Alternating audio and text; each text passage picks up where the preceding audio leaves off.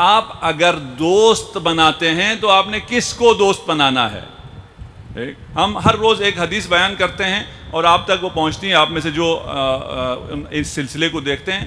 وہاں ایک حدیث ہم نے بیان کی تھی، اعجز الناس، عاجز ترین شخص وہ ہے جو دوست نہ بنا سکے، اور اس سے بھی عاجز وہ ہے جو بنے بنائے دوست کو ہاتھ سے دے دے. یہاں اب دوست بنانے کے معیار کو بتایا جا رہا ہے کہ دوستی اس سے کرو جس میں عقل ہو. جس میں عقل نہیں ہے اس سے دوستی نہیں ہے. امیر المومنین ارشاد فرما رہے ہیں، یا بنی احفظ عنی اربعا واربعا لا یضرک ما عملت معہن. یہ اربعا فی اربع کیا ہے؟ ان اغنى الغنى العقل، سب سے بہترین بے نیازی عقل ہے.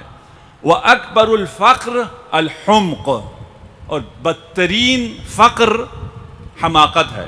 وَأَوْحَشُ الْوَحْشَ الْعُجْبِ، خود پسندی، غرور، انسان بالکل تنہا رہ جاتا ہے.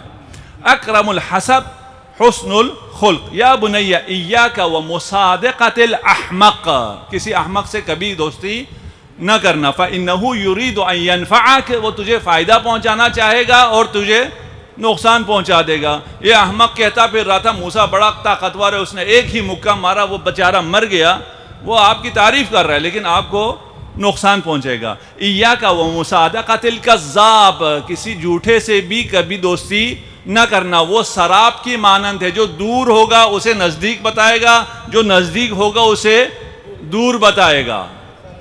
اگر کسی جھوٹے سے دوستی کرو، وہ خدا جو تیرے بہت نزدیک ہے اسے تجھ سے بہت دور بتائے گا.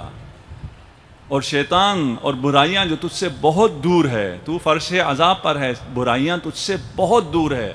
لیکن اگر کوئی جھوٹا دوست ہوگا تیرا، ان کو بہت نزدیک بتائے گا.